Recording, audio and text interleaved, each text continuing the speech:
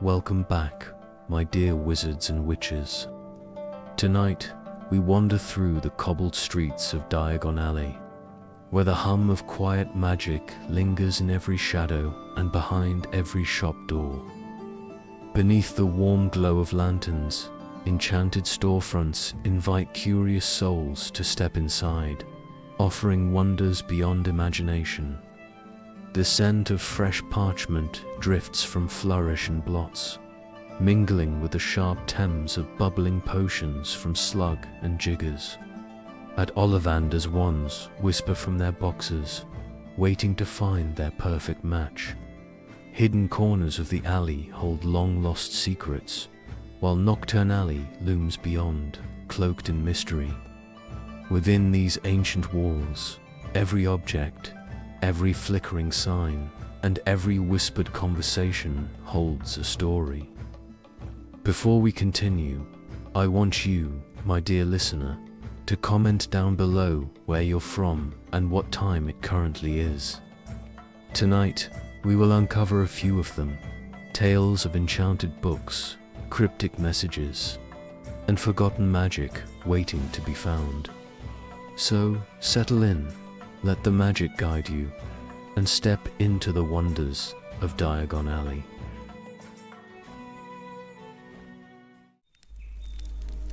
Ollivander's had always carried the scent of aged wood and polished lacquer, a quiet, humming magic woven into the very air. Shelves lined the narrow shop from floor to ceiling, each box holding a wand waiting for its destined owner. Though generations of witches and wizards had passed through its doors, few ever returned once their wand had chosen them. But magic, like fate, was never entirely predictable. The door creaked open on a cool autumn evening, and a lone figure stepped inside. The soft glow of candlelight flickering against the dust motes that drifted through the air. Wand boxes quivered ever so slightly in their stacks, sensing something familiar yet changed. Somewhere in the back of the shop, the faint rustle of parchment and the creak of a wooden stool stirred, as if the very shop was preparing itself for an unexpected reunion. The wand had once been chosen. Years ago, it had leaped into a young witch's hands, its wood humming with recognition, its core pulsing as if awakening for the first time. For years, it had been an extension of her, a conduit through which her magic flowed freely. It had carved light into darkness, deflected danger, and channeled spells that shaped the course of her journey. Yet something had changed. Now, as she lifted the wand from its box once more, the magic that once coursed effortlessly through it felt muted. The wood was as polished as ever, the core still intact, but something intangible had shifted.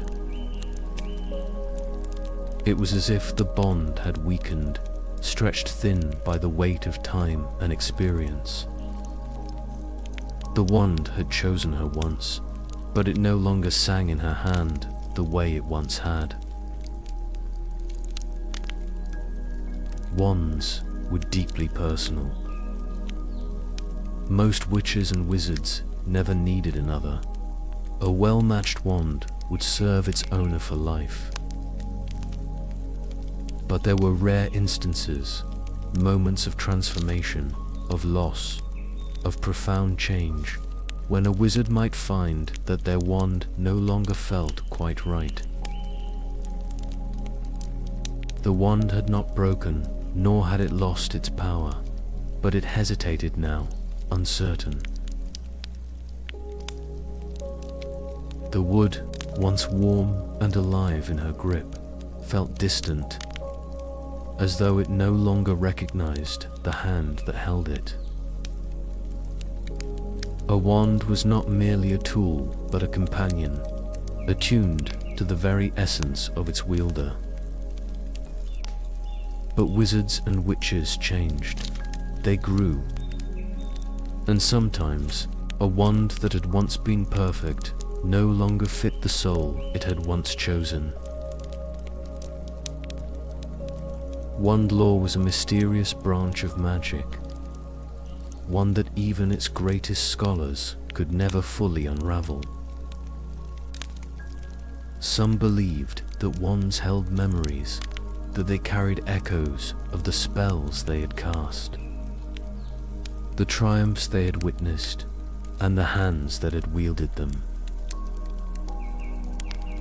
Others whispered that a wand's core, the dragon, heartstring, phoenix feather, or unicorn hair, held a will of its own, and that it too could change, just as a wizard did. The moment of realization settled like dust on old parchment. The wand had chosen once, but it would not choose again. It did not reject its owner, nor did it resist. But the connection had faded into something quieter, something nostalgic rather than certain.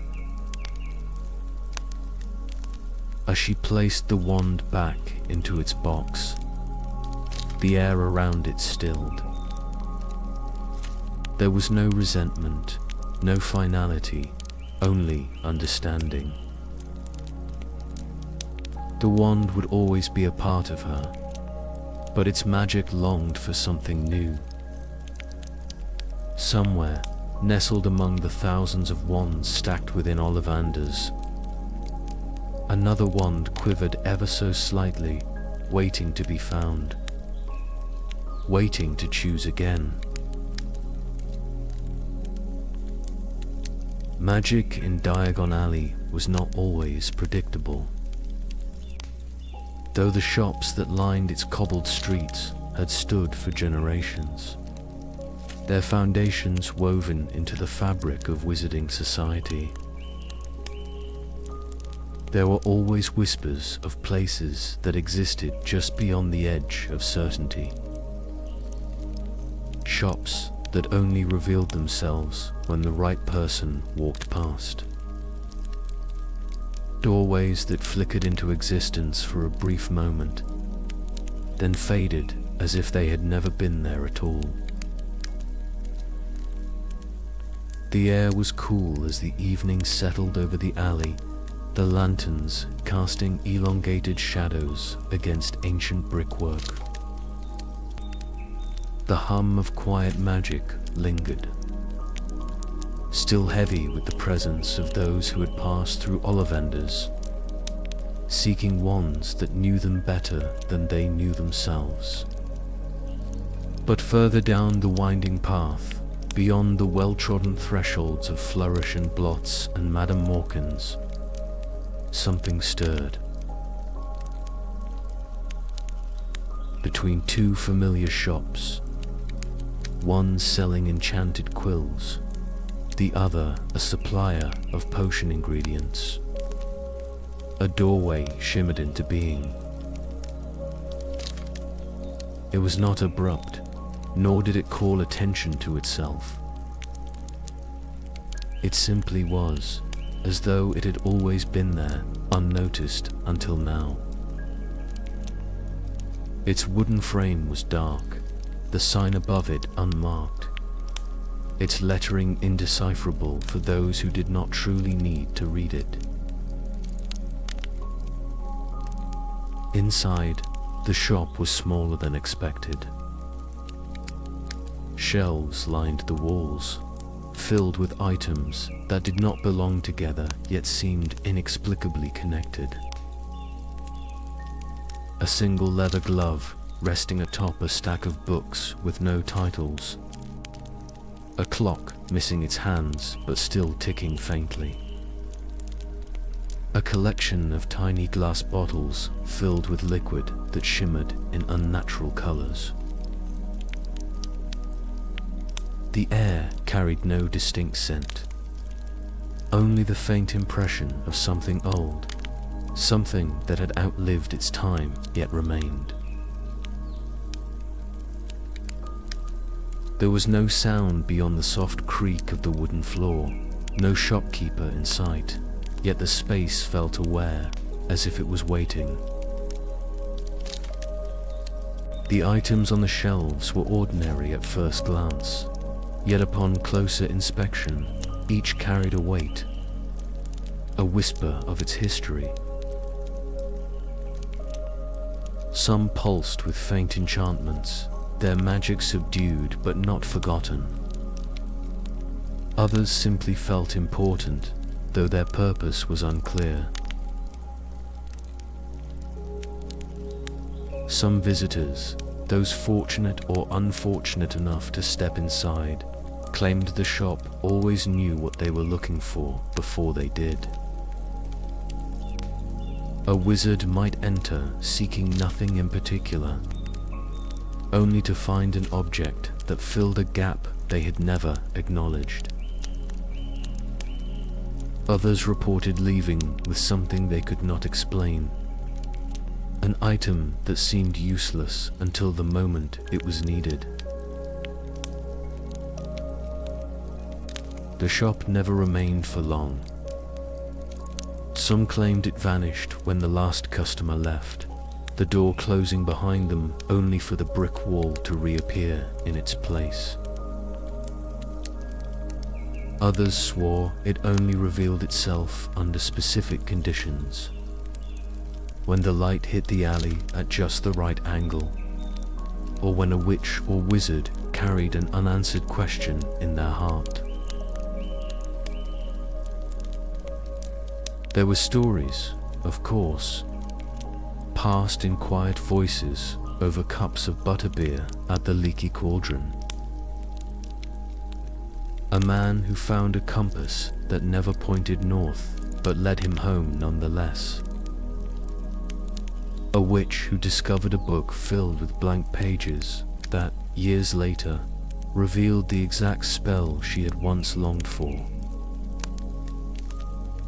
A child who picked up a toy broomstick, only to feel the warmth of a long-lost memory return to them. And then, just as suddenly as it had come, the shop would be gone.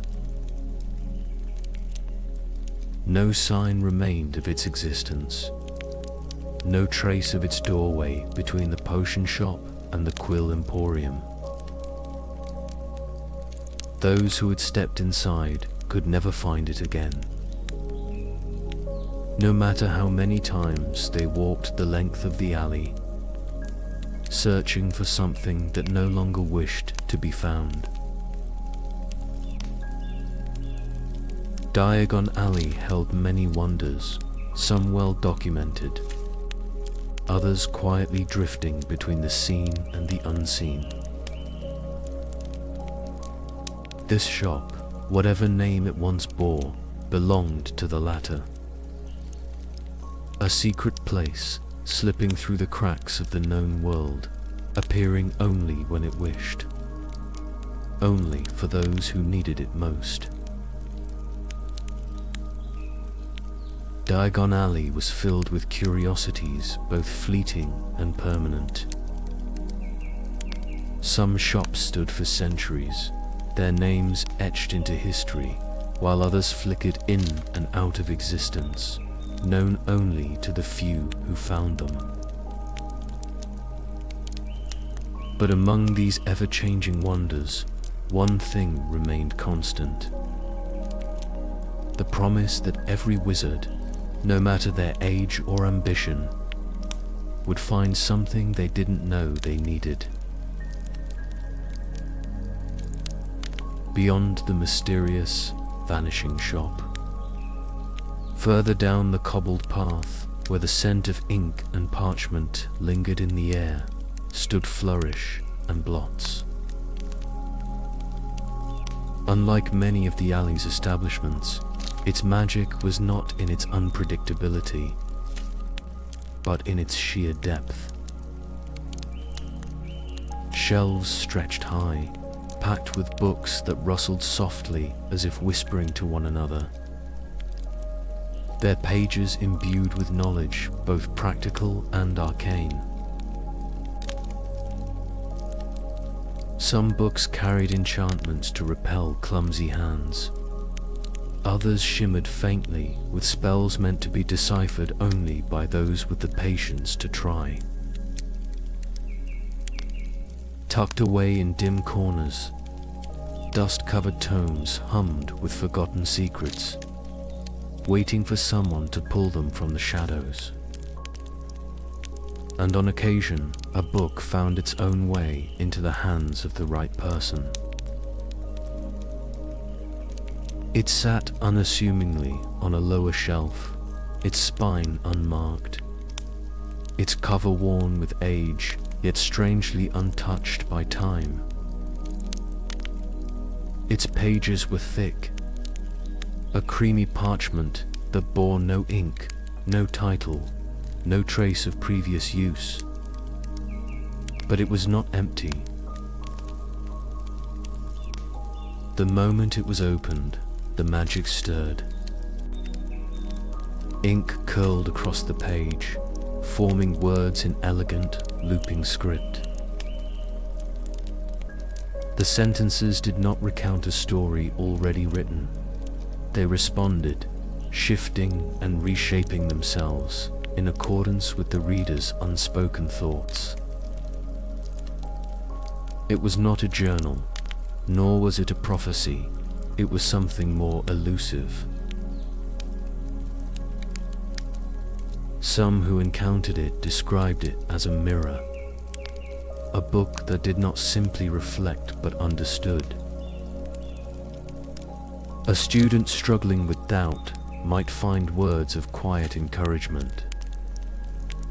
A seeker of knowledge might turn the page to discover a passage they had not been searching for, yet desperately needed. The book did not tell fortunes, nor did it grant wisdom beyond what a person was ready to receive. It simply listened. But its nature was not entirely benevolent. Those who sought definitive answers were often left more puzzled than before. If approached with impatience, the book would respond in riddles, offering half-formed thoughts and fragmented phrases that refused to make sense. To those who demanded knowledge without curiosity, it would simply remain blank, its pages smooth and unyielding. Over the years, shopkeepers at Flourish and Blots had tried to catalogue the book, to classify it among the many enchanted tomes within their collection. Yet, no matter how many times they placed it in the same section, it never remained there. Customers found it tucked in with advanced spell theory one day, nestled among ancient magical poetry the next. It moved, as if choosing its own place within the shop, as if deciding where it was most likely to be found. There were stories, of course. A young witch who had lost her family name, who opened the book to find a single word. One she would later uncover in an obscure historical text, tied to a forgotten lineage. A wizard preparing for his mastery exam, who discovered an explanation so precise and clear that he could hardly believe it had not existed before. A shop assistant who had once tried to take it home, only to find the book inexplicably missing from his satchel. by the time he stepped beyond Diagon Alley's borders. The book, it seemed, belonged to no one. It had no author, no record of its creation, no indication of how long it had been in the shop. It remained in flourish and blots, always waiting, always listening, always searching for the hands that needed it most. And for those who encountered it, the memory of its words, whether they made sense in the moment or not, lingered far longer than the time spent reading them. Books held knowledge, but objects, especially those steeped in age and use, held memories of their own. In Diagon Alley, where the ancient and the enchanted mingled freely, some artifacts resisted the passage of time, clinging stubbornly to their own purpose long after their origins had been forgotten. Beyond the walls of flourish and blots, where books whispered their shifting truths, the alley opened into a space thick with the scent of iron and herbs. Pottage's cauldron shop had stood on this cobbled street for centuries, its front window stacked high with cauldrons of every size and material. Pewter for students, brass for precision brewing, copper for the alchemists who understood its properties. Within the dim interior, shelves gleamed with blackened metal, the soft clink of stacked cauldrons echoing like a quiet heartbeat beneath the murmur of customers inspecting their wares. Among the neat rows of cauldrons, tucked into the furthest corner where even the dust seemed reluctant to settle, sat one that no longer belonged to any category. Its bronze surface had darkened with time, its rim dented in places where careless hands had knocked it against hard stone. Unlike the others, it had no price tag, no mark to indicate its maker. It had simply been there as long as anyone could remember. The shop assistants avoided it. New employees, eager to rearrange stock, often attempted to move it, only to find their hands slipping from its surface as though repelled by an unseen force. Others swore it shifted when no one was looking, never quite where it had last been left. Yet the most curious thing about it, the thing that no logical brewer could explain, was that it never remained empty. Even when overturned, when scrubbed clean and left to dry, it would, within hours, refill itself with something new. Not at random, nor with any great spectacle, but always with exactly what was needed. Sometimes it was water, clear and fresh as if drawn from a mountain spring. Other times, a basic potion, pepper up on cold mornings, calming draught when tempers flared. A desperate apprentice once discovered a perfect batch of Wiggenweld potion within its depths after ruining his own. Another, late for a delivery, found the precise amount of Sleekus's hair potion waiting inside, though he swore he had never brewed a drop of it himself. It was not limitless, it did not flood, nor did it provide excess. It simply replenished in measured amounts, as if its magic understood need rather than desire. No records in pottages, ledgers listed its origins. Some believed it was a relic from the days of Hogwarts founders, misplaced and forgotten. Others claimed it had once belonged to a skilled potioneer, its magic bound to the task it had been given so often that it continued long after its master was gone. A handful of whispers suggested it had been cursed, though, if it was, its enchantment seemed to favor kindness over mischief. Most who worked at Pottages simply accepted it as part of the shop, a quirk of the space, something to be left alone rather than questioned. But every so often, an observant customer would pause, peering into its depths with a quiet curiosity, sensing, just for a moment, that the cauldron, old and dented as it was, knew it had been noticed. And perhaps, in the quiet corners of Diagon Alley, where magic lingers in the objects that refuse to be forgotten, that was all it had ever wanted. Some enchantments, like the cauldron that never emptied, were subtle, woven quietly into the fabric of the everyday.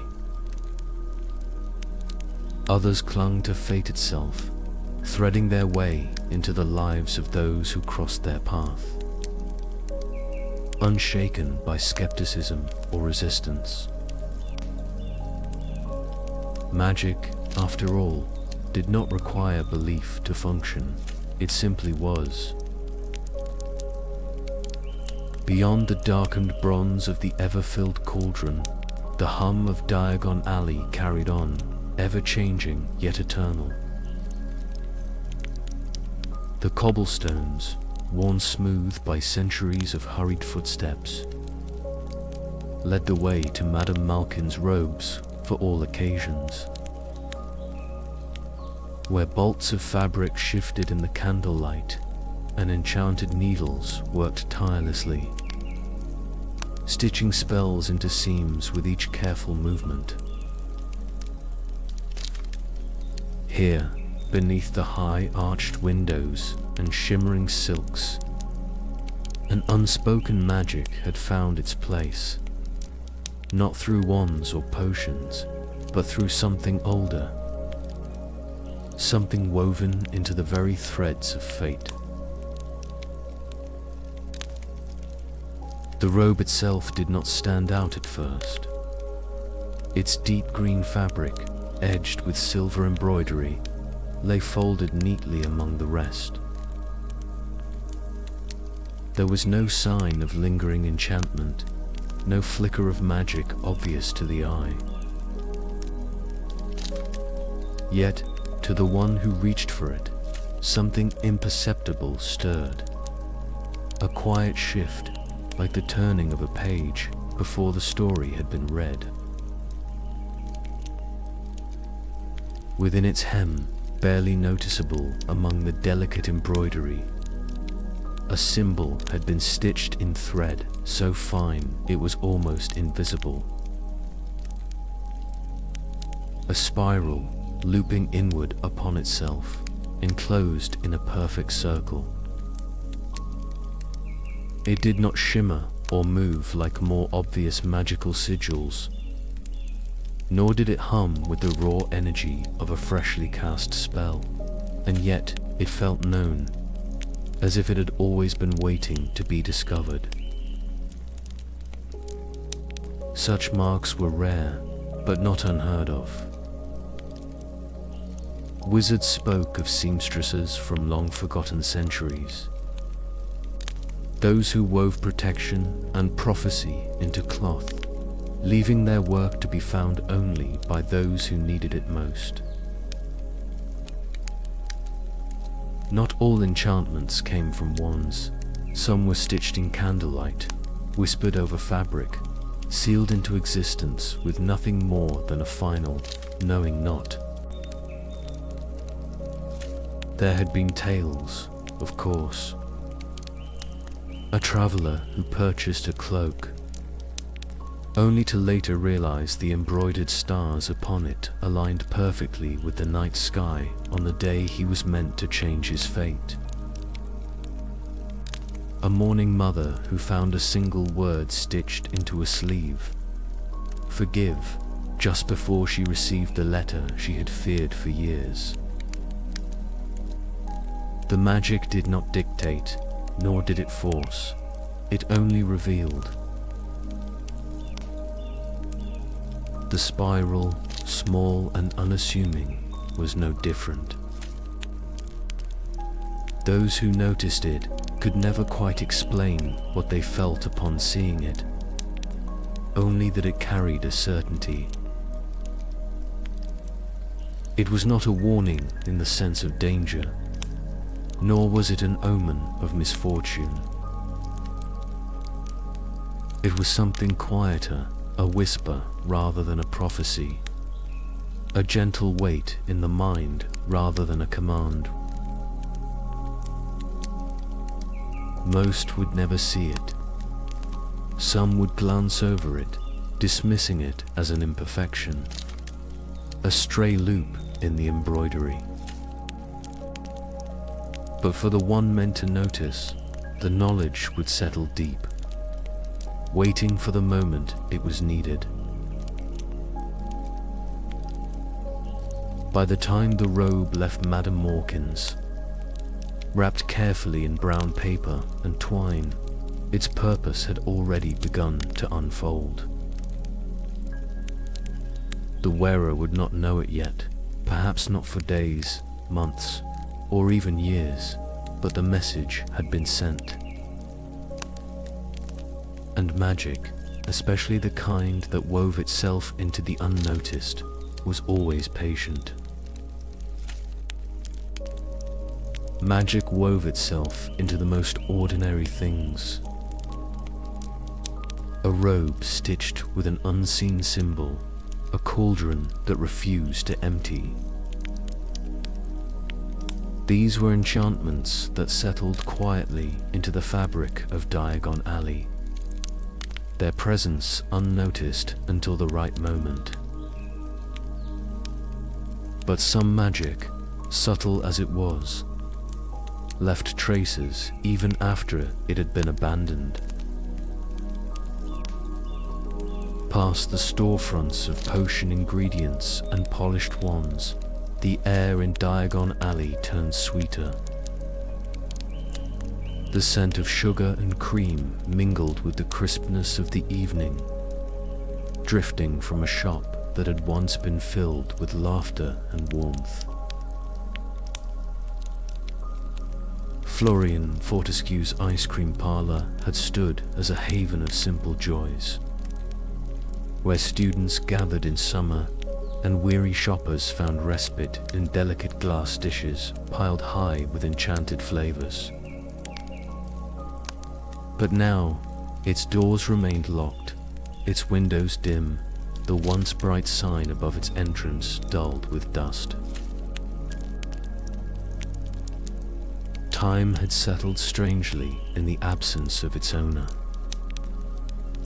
Florian Fortescue had disappeared without explanation, his shop abandoned overnight.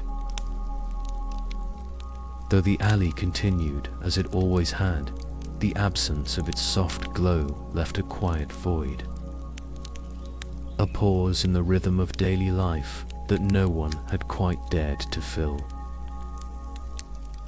Yet, within its darkened interior, something still stirred. The shop had not been left untouched. The counter remained lined with empty jars, once filled with sugared cherries and caramel drizzle. Stacks of bowls sat precisely where they had always been, the lingering scent of vanilla clinging to the wooden beams overhead. But it was the back room, hidden beyond a narrow door behind the counter, that held the true mystery. Few had stepped beyond that threshold, for Florian had kept his recipes guarded. His craft a careful blend of spellwork and tradition. It was here, in the stillness, that the remnants of magic lingered. A collection of handwritten notes lay scattered across an old wooden desk. Parchment curling at the edges, ink faded but legible. At first glance, they seemed no different from ordinary recipes. Ratios of cream to sugar, notes on freezing charms, experiments with enchanted fruit. But between the measurements and methodical scribbles, there were markings that did not belong to the art of confectionery alone. Runes, carefully inscribed between the lines, hinted at something more than simple charm work. Symbols for preservation, enhancement, memory, woven into the very instructions that had once created flavors unlike any found elsewhere. It became clear that Florian Fortescue had not merely been an ice cream maker. He had been a spellcrafter, his magic folded into his recipes as delicately as cream into a custard. Some of the flavors had been more than just indulgence. Certain combinations, recorded in his precise handwriting, suggested potions disguised as desserts. Concoctions meant not for simple enjoyment, but for purpose. A raspberry and honey blend marked with a rune for clarity of thought. A dark chocolate infusion tied to old symbols of fortitude. And beneath a heavily underlined passage, a final note, written in a hurried scrawl. The memory-flavored one, too strong, must adjust. The implications settled like dust upon the parchment. Florian Fortescue had been experimenting with more than just ice cream. He had been on the edge of something greater, a discovery that had yet to be perfected. And then, without warning, he had vanished, leaving his work behind. Magic left traces, even in the quietest of places. In the locked rooms of an abandoned shop, in the melted remnants of an unfinished spell, in the notes left behind by those who vanished before their work was done. Some enchantments faded with time, unraveling like ink in water.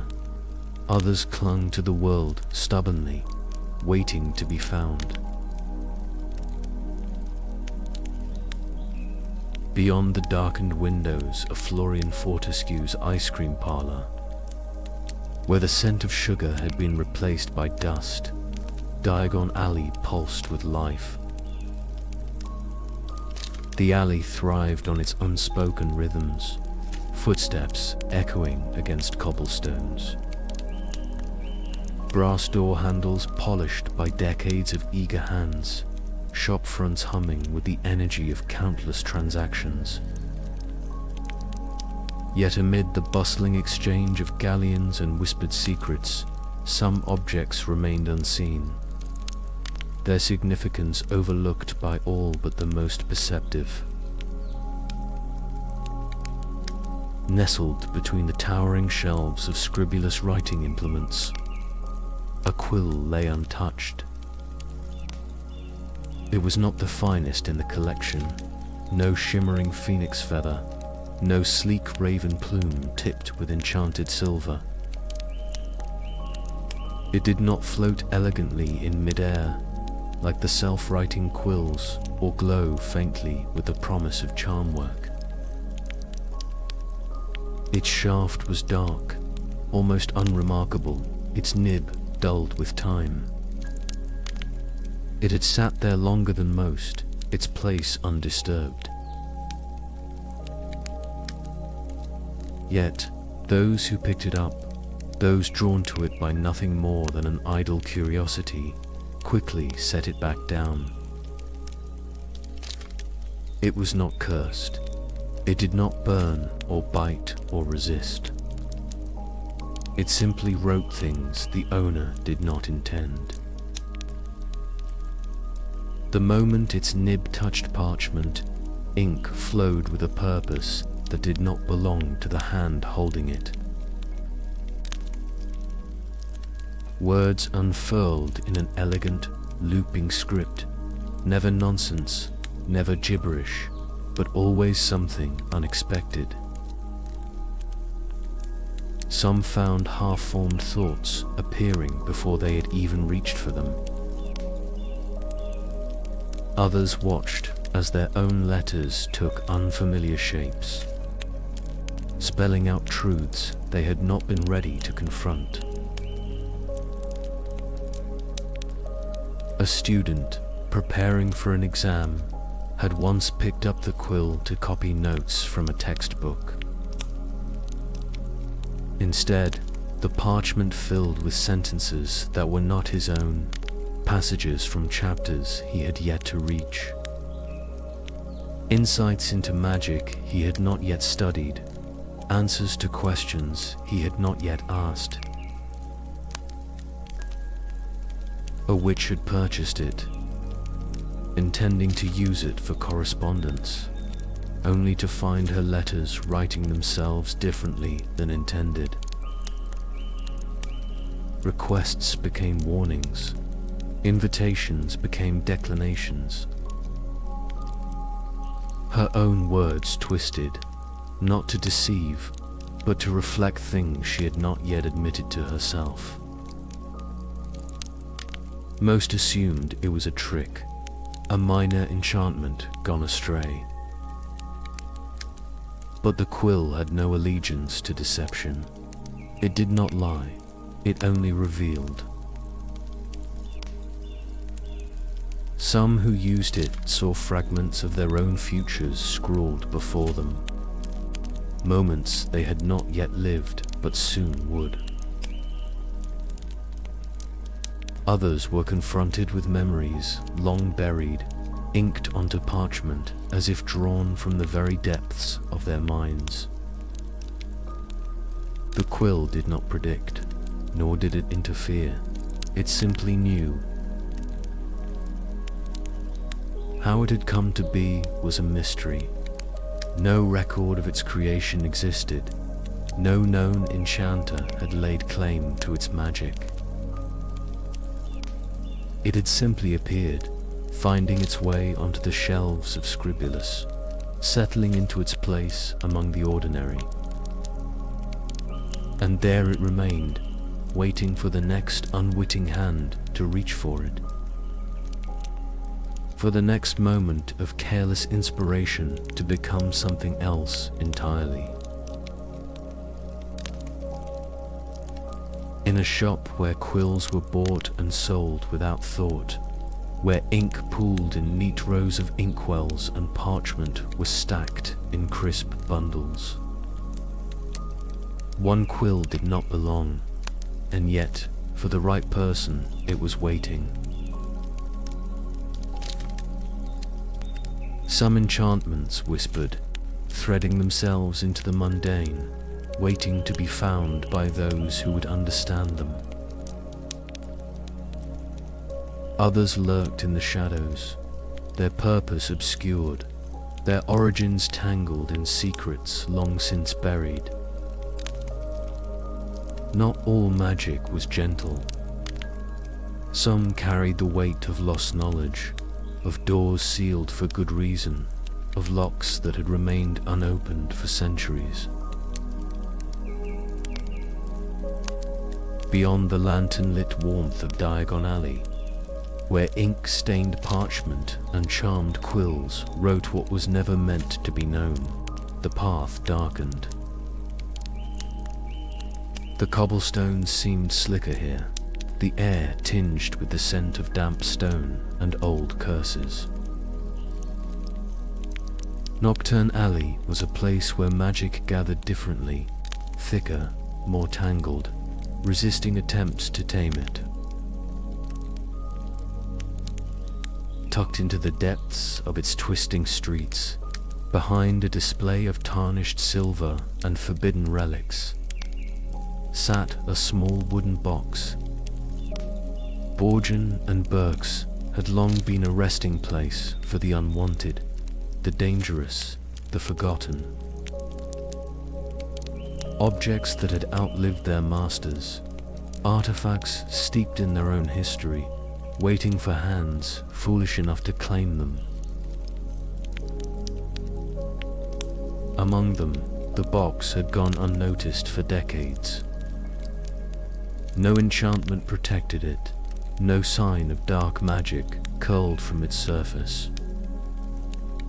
It was not locked, nor did it try to lure anyone closer.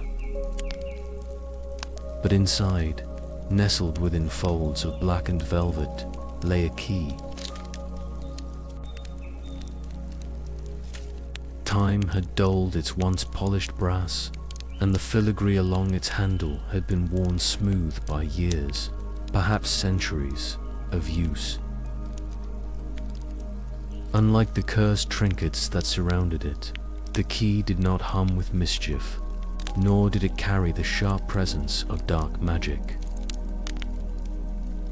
Yet, for all its stillness, there was something unsettling about it. Keys were meant to fit locks. They existed for doors, for chests, for the concealment and revealment of secrets. But this key had no known match. It had been found once, years ago, at the bottom of an iron-bound trunk, buried beneath layers of decayed fabric and brittle parchment. No accompanying note. No indication of what it was meant to open. Those who handled it found nothing remarkable. No pull toward a hidden door. No whisper of enchantment guiding them toward its purpose. And so it had been set aside, placed upon a shelf, and left there. And yet it remained. It had never been purchased, never been claimed by any wandering collector seeking rare curiosities. Perhaps those who gazed upon it felt, in some distant part of themselves, that it was not meant for them, that the lock it belonged to had been lost, or worse, was waiting for the wrong person to find it. The shop had changed owners since then, its stock shifting, its shelves rearranged. Cursed objects had come and gone, exchanged in whispers and galleons, passed from hand to hand with both purpose and recklessness. But the key remained where it had always been. There was an old belief, passed through wizarding families long before Nocturne Alley had ever been built, that objects with unfinished purpose could not be easily discarded. They would linger, waiting for the moment their magic was needed, no matter how many centuries passed. If the key had a door, no one had found it. If it had a past, no one had uncovered it. And yet it endured, untouched by rust or ruin, patient as stone. Perhaps one day, someone would step into Borgen and Burke's and feel their hand pause over the small wooden box, drawn by something they could not name. Perhaps the lock that had been waiting for it all this time still existed. Hidden beneath dust and time, sealed with magic that had long since been forgotten. And when the key found its door again, if it ever did, one could only wonder whether it was meant to be opened at all. And so, the streets of Diagon Alley fall into quiet once more. The lanterns flicker in their glass casings, casting long shadows against ancient brickwork, while the whispers of magic settle like dust upon the cobblestones. Behind locked doors and shuttered windows, enchanted objects rest, waiting, some to be discovered, others to remain forever forgotten. The alley has always been more than a marketplace. It is a place where stories breathe, where wands and books and trinkets carry the weight of their pasts, and where fate intertwines with those who walk its winding paths. Some secrets reveal themselves in time. Others remain hidden, their mysteries known only to the magic that lingers between the stones. Now, as the night deepens and the world grows still, let your thoughts drift like parchment upon a breeze. Sleep well, my dear wizards and witches. Good night.